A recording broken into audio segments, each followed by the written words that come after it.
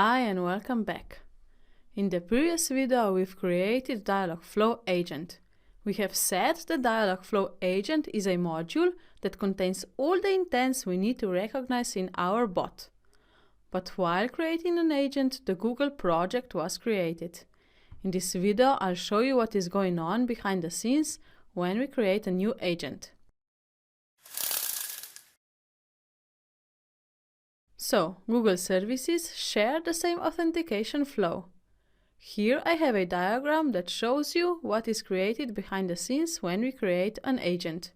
First, we see that a Google project is created. So go to Google Console.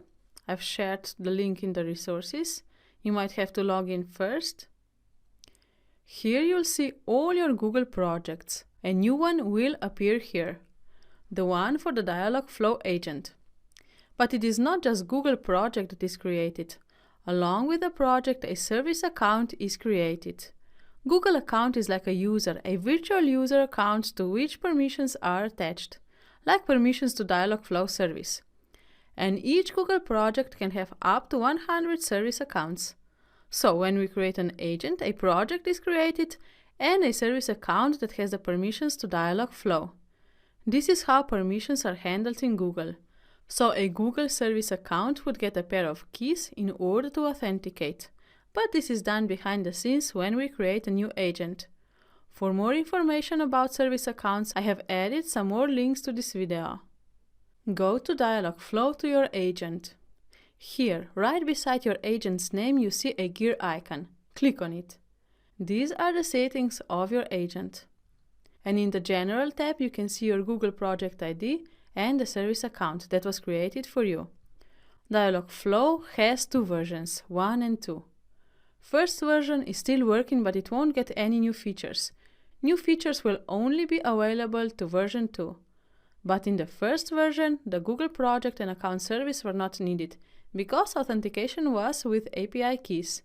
But this was before Dialogflow became Google's asset.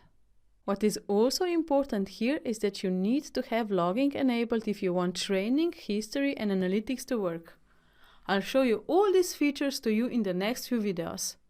So okay, while we are here we can take a look what else we have here in the settings. Go to Languages.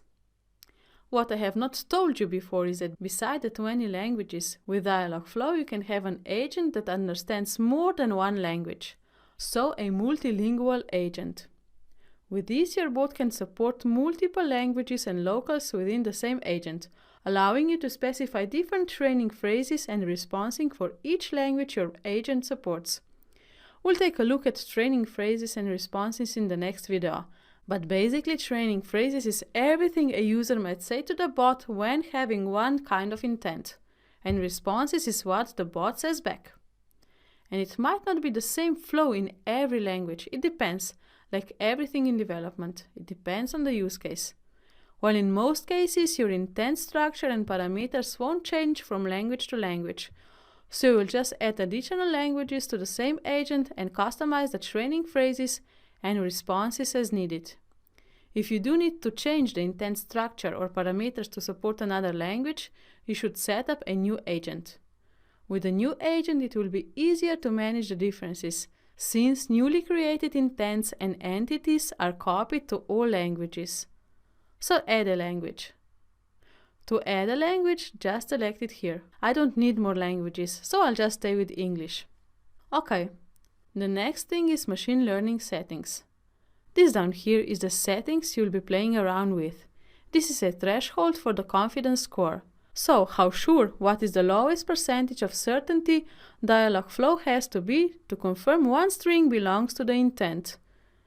If the returned value is less than the threshold value, then a fallback intent will be triggered. And if there is no fallback intent defined, no intent will be triggered. Okay? So, as we said, Dialogflow uses machine learning to recognize the intents from a string. By default, Dialogflow uses rule-based and machine learning match mode. This one is best for agents with smaller number of intents and examples. Use machine learning only when you have a large sum of entities and examples, okay?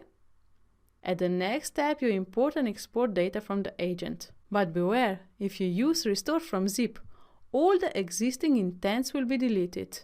I have once made a mistake and instead of importing new intents, I used the restored button, and I lost all the intents I had before. Uh-oh! So don't repeat my mistakes. And the last step. You can invite other developers or collaborators to work with you on setting up intents. So this is it.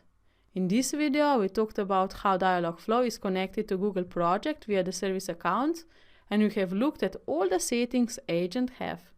In the next video, we'll start creating intents. So see you soon. Bye bye.